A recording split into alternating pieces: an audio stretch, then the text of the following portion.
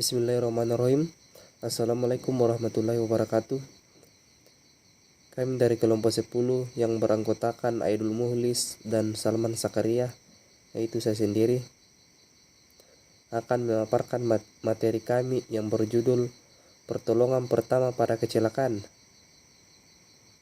yaitu yang pertama manajemen P3K, yang kedua kecelakaan pada mata, yang ketiga pendarahan, yang keempat shock, yang kelima terbakar, yang keenam tersengat listrik, yang ketujuh keracunan bahan kimia. Adapun materi yang pertama itu manajemen P3K. Yang pertama, jangan panik. Meskipun situasi dan kondisi selama kecelakaan berlangsung tegang, cobalah untuk tetap tenang dan segera mengambil tindakan dengan benar dan cepat. Yang kedua, jauhkan korban dari kecelakaan berikutnya. Menjauhkan korban kecelakaan dari tempat semula berfungsi untuk menghindari kecelakaan susulan yang mungkin terjadi. Selain itu, dengan menghindari lokasi kecelakaan, pekerja pertolongan pertama akan dapat lebih fokus dalam merawat para korban.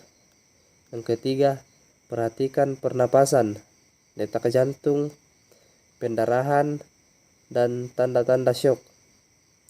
Jika korban kecelakaan mengalami masalah pernapasan, pendarahan, dan tanda-tanda syok, segera berikan pertolongan pertama sesuai dengan standar operasional yang berlaku. Yang keempat, jangan memindahkan korban dengan tergesa-gesa. Jangan pindahkan korban sebelum diketahui persis jenis dan tingkat keparahan cedera yang dialami, kecuali jika tempat itu tidak lagi memungkinkan untuk melakukan perawatan. Jika korban mengalami pendarahan dan harus dibawa menuju rumah sakit, hentikan pendarahan terlebih dahulu dan pastikan korban mendapat penanganan terbaik sebelum pindah ke rumah sakit. B. Kecelakaan pada mata. Yang pertama, cedera mata akibat serangan benda keras. Pertolongan pertama yang dapat dilakukan dengan meletakkan kompres dingin di atas mata 5 hingga 10 menit dan jangan letakkan es langsung pada kulit. Segeralah ke bagian gawat darurat di rumah sakit terdekat jika terjadi tanda yang tak biasa seperti pendarahan ataupun mata buram. Yang kedua, cedera mata akibat benda kecil dan tajam. Untuk pertolongan pertama pada cedera mata akibat benda kecil dan tajam, cobalah untuk tidak menggosok, mencuci, ataupun menutup mata. Kalau ada objek yang tertanam di mata, jangan keluarkan karena dapat menyebabkan goresan. Tutup mata dengan pelindung dan segeralah cari pertolongan medis. Yang ketiga, cedera mata akibat bahan kimia. Pertolongan pertama cedera mata atau luka bakar akibat bahan kimia ialah tetap tenang dan buka mata hingga mata memerah. Setelah itu, siramkan mata dengan air selama 15 hingga 20 menit. Pastikan mata dalam keadaan terbuka dan segeralah ke dokter untuk mendapatkan penanganan medis yang tepat. Yang keempat, mata terkena paparan radiasi. Pertolongan pertama pada cedera mata itu dengan menggunakan kacamata pelindung. Materi selanjutnya yaitu pertolongan pertama pada kecelakaan pendarahan. Yang pertama, memeriksa keadaan orang yang mengalami pendarahan. Sebelum menghampiri orang yang mengalami pendarahan, pertolongan pertama yang perlu Anda lakukan adalah coba periksa keadaannya. Namun jangan sampai pertolongan yang Anda lakukan justru semakin memperparah kondisi pasien. Cobalah untuk mendekati orang tersebut dengan perlahan. Periksa apakah terdapat memerah bekas benturan benda tumpul atau gejala cedera yang serius, terutama jika diketahui pasien mengalami kecelakaan berat seperti jatuh dari ketinggian. Walaupun Anda tidak bisa mendiagnosis, setidaknya menemukan gejala lain akan membantu petugas medis saat memeriksa orang tersebut. Jangan lupa untuk mencuci tangan atau gunakan hand sanitizer sebelum dan sesudah melakukan pertolongan pertama pada orang yang mengalami pendarahan dalam. Yang kedua, memanggil ambulans. Langkah pertolongan pertama dan pada pendarahan dalam yang paling utama adalah mencari bantuan medis darurat. Ingat, pendarahan di dalam tidak dapat dihentikan oleh orang biasa, tetapi oleh dokter atau tenaga kesehatan melalui prosedur perawatan medis tertentu. Oleh karena itu, segera hubungi nomor darurat 118 untuk memanggil ambulans agar orang tersebut mendapatkan pengobatan yang tepat dan cepat. Yang ketiga, perhatikan kondisi pasien. Salah satu gejala orang yang mengalami pendarahan dalam adalah kedinginan. Itu sebabnya usahakan untuk memberikan mereka selimut guna menjaga badan pasien tetap hangat. Waspadai juga dengan perubahan gejala yang dialami pasien. Jika terjadi pendarahan dalam secara berlebihan di dalam tubuh, pasien akan kehilangan banyak darah. Kondisi ini akan membuat pasien menjadi sangat lemas, serta menimbulkan gejala serius seperti syok hingga hilang kesadaran. Menurut Dr. Ami Hakaji dari Harbor Usla Medical Center, Anda bisa segera membaringkan pasien dan mengangkat kakinya lebih tinggi dari dada. Lakukan cara pertolongan pertama pada pendarahan dalam ini sampai ambulans datang. Yang keempat, jangan memberikan makan atau minuman. Salah satu pertolongan pertama yang wajib Anda ketahui saat melihat orang mengalami pendarahan dalam adalah tidak memberikan makanan atau minuman.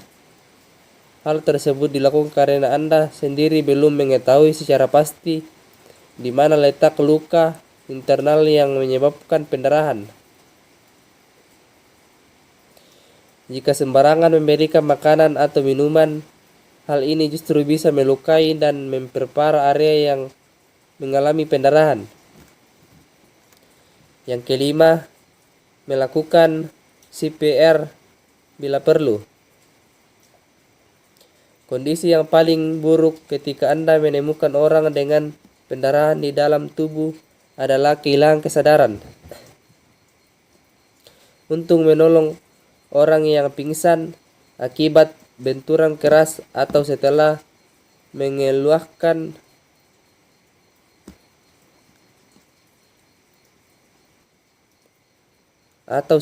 mengeluhkan kepalanya yang pusing, Anda juga bisa membaringkan dan mengangkat kakinya.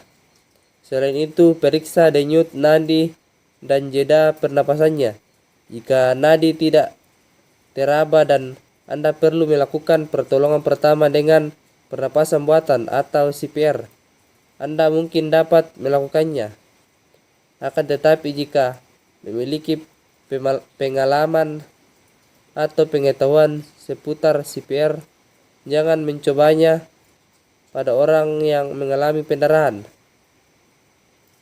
Hal ini beresiko memperparah kondisi orang yang mengalami pendarahan di dalam. Sebenarnya, tidak terlalu banyak pertolongan pertama yang dapat kita lakukan pada orang yang mengalami pendarahan di dalam. Langkah bijak yang dapat Anda lakukan adalah dengan memanggil ambulans atau bantuan medis lainnya. Materi selanjutnya itu pertolongan pertama pada orang yang syok. Syok merupakan kondisi yang berbahaya. Segera lakukan pertolongan pertama dan hubungi rumah sakit terdekat ketika melihat seseorang diduga mengalami syok. Jika tidak segera ditangani, Syok dapat menyebabkan komplikasi bahkan kematian. Berikut ini adalah pertolongan pertama yang dapat dilakukan saat melihat penderita yang dicurigai mengalami syok. Yang pertama, baringkan penderita secara perlahan. Yang kedua, jangan gerakkan penderita jika tidak diperlukan. Yang ketiga, kendurkan atau buka pakaian yang ketat. Yang keempat, periksa denyut nadi dan jantung. Yang kelima, jika penderita tidak bernapas atau tidak ada denyut nadi, lakukan resusitasi jantung paru-paru atau CPR. Yang keenam, untuk menghindari ketakutan yang dapat memperburuk kondisi, berikan pasien selimut. Yang ketujuh, jangan beri pasien minum atau makan. Yang kedelapan, jika syok disebabkan oleh alergi, segera berikan epipiren dalam bentuk autoinjektor jika ada. Penderita alergi parah biasanya selalu membawa suntikan ini. Yang kesembilan, jika pasien mengalami pendarahan, tutupi dan sumbat area yang berdarah dengan handuk atau kain. Yang ke-10, jika pasien mengalami muntah dan mulai mengeluarkan darah dari mulut, ubah posisinya menjadi menyamping untuk menghindari tersedak. Atau setelah mengeluhkan kepalanya yang pusing, Anda juga bisa membaringkan dan mengangkat kakinya. Selain itu, periksa denyut nadi dan jeda pernapasannya. Jika nadi tidak teraba dan Anda perlu melakukan pertolongan pertama dengan pernapasan buatan atau CPR, Anda mungkin dapat melakukannya. Akan tetapi jika memiliki pengalaman atau pengetahuan seputar CPR, jangan mencobanya pada orang yang mengalami pendarahan. Hal ini beresiko memperparah kondisi orang yang mengalami pendarahan di dalam. Sebenarnya, tidak terlalu banyak pertolongan pertama yang dapat kita lakukan pada orang yang mengalami pendarahan di dalam. Langkah bijak yang dapat Anda lakukan adalah dengan memanggil ambulans atau bantuan medis lainnya. Materi selanjutnya itu pertolongan pertama pada orang yang syok. Syok merupakan kondisi yang berbahaya. Segera lakukan pertolongan pertama dan hubungi rumah sakit terdekat ketika melihat seseorang diduga mengalami syok. Jika tidak segera ditangani, syok dapat menyebabkan komplikasi bahkan kematian. Berikut ini adalah pertolongan pertama yang dapat dilakukan saat melihat penderita yang dicurigai mengalami syok. Yang pertama, baringkan penderita secara perlahan. Yang kedua, jangan gerakkan penderita jika tidak diperlukan. Yang ketiga, kendurkan atau buka pakaian yang ketat. Yang keempat, periksa denyut nadi dan jantung. Yang kelima, jika penderita tidak bernapas atau tidak ada denyut nadi, lakukan resusitasi jantung paru-paru atau CPR. Yang keenam, untuk menghindari ketakutan yang dapat memperburuk kondisi, berikan pasien selimut. Yang ketujuh, jangan beri pasien minum atau makan. Yang kedelapan, jika syok disebabkan oleh alergi, segera berikan epipiren dalam bentuk autoinjektor jika ada. Penderita alergi parah biasanya selalu membawa suntikan ini. Yang kesembilan, jika pasien mengalami pendarahan, tutupi dan sumbat area yang berdarah dengan handuk atau kain. Yang ke-10, jika pasien mengalami muntah dan mulai mengeluarkan darah dari mulut, ubah posisinya menjadi menyamping untuk menghindari tersedak. Materi selanjutnya itu pertolongan pertama pada orang yang syok. Syok merupakan kondisi yang berbahaya. Segera lakukan pertolongan pertama dan hubungi rumah sakit terdekat ketika melihat seseorang diduga mengalami syok. Jika tidak segera ditangani, syok dapat menyebabkan komplikasi bahkan kematian. Berikut ini adalah pertolongan pertama yang dapat dilakukan saat melihat penderita yang dicurigai mengalami syok. Yang pertama, baringkan penderita secara perlahan. Yang kedua, jangan gerakkan penderita jika tidak diperlukan. Yang ketiga, kendurkan atau buka pakaian yang ketat. Yang keempat, periksa denyut nadi dan jantung. Yang kelima, jika penderita tidak bernapas atau tidak ada denyut nadi, lakukan resusitasi jantung paru-paru atau CPR. Yang keenam, untuk menghindari ketakutan yang dapat memperburuk kondisi, berikan pasien selimut. Yang ketujuh, jangan beri pasien minum atau makan. Yang kedelapan, jika syok disebabkan oleh alergi, segera berikan epipiren dalam bentuk autoinjektor. Jika ada penderita alergi parah biasanya selalu membawa suntikan ini.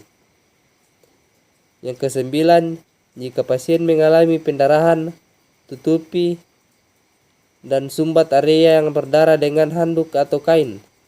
Yang ke-10, jika pasien mengalami muntah dan mulai mengeluarkan darah dari mulut, ubah posisinya menjadi menyamping untuk menghindari tersedak. Assalamualaikum warahmatullahi wabarakatuh. Perkenalkan, nama saya Aidul Mulis, NIM 2002-0460-2012, Prodi Teknik Elektro D4, Universitas Negeri Makassar. Saya akan melanjutkan presentasi dari rekan saya, yaitu Sarman Sakaria, di bagian F, yaitu pertolongan pertama seseorang yang mengalami luka bakar. Meliputi hentikan proses bakar. Menghentikan proses bakar ini dengan cara menjauhkan atau mematikan sumber panas. Untuk luka bakar api dapat dipergunakan air, kain basah, berguling-guling di tanah. Untuk luka bakar listrik dengan cara memutuskan sambungan listrik. Jangan menyentuh bagian tubuh korban dan jangan menggunakan cairan apapun untuk menyirami korban. Kedua, yaitu dinginkan luka bakar. Siram dengan air mengalir selama 20 menit. Bermanfaat untuk mendinginkan luka, mengurangi nyeri dan mengurangi bengkak. Jangan menggunakan bahan lain seperti kopi, pasta gigi, kecap, dan lain-lain. Ketiga, obat anti nyeri. Bermacam obat yang mudah didapat dan bisa tersedia di rumah seperti paracetamol dan ibuprofen. Dapat diberikan kepada korban sesuai dengan dosis yang tertera pada kemasan untuk mengurangi nyeri dan membantu membuat nyaman korban. Keempat, yaitu menutup luka bakar. Balutan yang bersih dan steril harus dipakai untuk menutup luka agar dapat mencegah terjadinya rasa kedinginan pada korban sebelum atau dalam perjalanan menuju penanganan lebih lanjut, dan juga dapat mengurangi resiko infeksi untuk luka bakar kecil pada perawatan di rumah. Selanjutnya itu cara menangani seseorang yang mengalami kesetrum listrik. 1. Amankan area di sekitar tempat kejadian. Sebelum menolong korban kesetrum, perhatikan keadaan di sekitar Anda. Pastikan Anda tidak berada di daerah sumber listrik. Jika memungkinkan, segera putuskan aliran listrik di lokasi kejadian. Carilah panel listrik atau kotak sekring untuk memadamkan listrik. Jika tidak bisa dimatikan, pindahkan atau jauhkan korban dari sumber listrik menggunakan benda yang tidak bisa dialiri listrik seperti kayu dan karet. Kedua, yaitu hubungi IGD. Langkah selanjutnya adalah segera menghubungi instalasi gawat darurat IGD, rumah sakit terdekat, atau memanggil ambulans agar korban bisa mendapat pertolongan medis secepatnya. Selama menunggu bantuan datang, jangan tinggalkan korban sendiri. Ketiga yaitu jangan menyentuh korban. Jika korban masih bersentuhan dengan sumber tegangan listrik, jangan menyentuh agar Anda tidak ikut kesetrum. Jangan pula menyentuh korban meskipun Anda menggunakan alat bantu, terutama jika Anda belum yakin aliran listrik sudah diputus. Juga jika Anda merasakan sensasi kesetrum atau kesembutan di kaki dan tubuh bagian bawah. Selanjutnya yaitu jangan memindahkan korban. Jangan memindahkan korban kesetrum kecuali jika dia terancam kesetrum lagi atau berada di area yang tidak aman. Berikutnya yaitu periksa tubuh korban. Periksa tubuh korban dengan teliti dan berurutan mulai dari kepala, leher, hingga kaki. Apabila terdapat luka, hindari menyentuhnya. Jika korban menunjukkan tanda-tanda shock, yaitu lemas, muntah, pingsan, napas cepat, atau sangat pucat, angkat kakinya sedikit kecuali jika dia merasa kesakitan. Apabila petugas medis sudah tiba, jelaskan kondisi korban, termasuk jika Anda ada luka di tubuhnya. Tutup luka bakar. Jika korban mengalami luka bakar, lepaskan pakaian atau benda apapun yang menempel di kulitnya agar luka bakar tidak meluas. Setelah itu, bilas area yang terbakar dengan air dingin yang mengalir sampai rasa sakitnya mereda. Tutup luka dengan perban atau kain kasa steril. Jangan gunakan selimut atau handuk karena dapat menempel pada luka bakar. Lakukan CPR, lakukan pernapasan buatan atau resusitasi jantung CPR RJP pada korban. Jika diperlukan, napas buatan dan resusitasi diberikan jika korban tidak bernapas dan denyut nadinya tidak teraba. Pastikan Anda memahami cara melakukan resusitasi untuk menghindari kesalahan yang justru dapat membahayakan. Bagian G, pertolongan pertama pada kecelakaan keracunan bahan kimia, yaitu sadari gejalanya. Gejala keracunan zat kimia melalui hidung pada awalnya mungkin tidak selalu cepat disadari, baik oleh korban sendiri maupun orang lain di sekitarnya. Tanda-tanda keracunan bisa menyerupai gejala mabuk minuman keras, gula darah rendah, hingga kelelahan atau mengantuk karena kurang tidur. Cari udara segar. Buka pintu dan jendela lebar-lebar untuk membiarkan udara luar masuk ke dalam, baik hanya sebentar maupun sudah berlangsung lama. Keracunan akibat menghirup bahan kimia dapat berdampak buruk bagi kesehatan. Jika Anda atau korban masih sadarkan diri dan tidak menunjukkan gejala, cepat-cepat keluar ruangan untuk menghirup udara segar dan bersih. Apabila memungkinkan, mengungsilah ke ruangan terbuka yang banyak pohon atau tumbuhan hijaunya. Lakukan hal yang sama jika korban hampir kehilangan kesadaran. Segera bokong dirinya ke luar dan biarkan di ruangan terbuka dengan sirkulasi udara yang baik. Ketiga yaitu lakukan CPR jika mampu. Dalam keadaan darurat dan korban tidak sadarkan diri, lakukan resusitasi jantung CPR sebagai pertolongan pertama bila keracunan zat melalui hidung. CPR adalah upaya penyelamatan dengan menekan dada korban sembari memberikan napas buatan dari mulut ke mulut. Metode CPR yang tepat dapat membantu sirkulasi darah dan oksigen dalam tubuh serta menjaga otak dan organ vital tetap hidup. Keempat yaitu bawa ke rumah sakit. Apabila memungkinkan, segera larikan korban langsung ke IGD rumah sakit terdekat ketimbang menunggu pertolongan, terutama jika korban keracunan mengalami salah satu atau lebih dari hal ini, yaitu tidak sadarkan diri. Kedua, berhenti bernapas. Ketiga, nyeri parah berkelanjutan. Keempat, gelisah yang tidak terkendali. Kelima, kejang. Keenam, diketahui menghirup obat-obatan atau zat kimia lainnya dalam jumlah besar secara sengaja ataupun tidak. Itulah tadi presentasi dari kelompok 10. Assalamualaikum warahmatullahi wabarakatuh.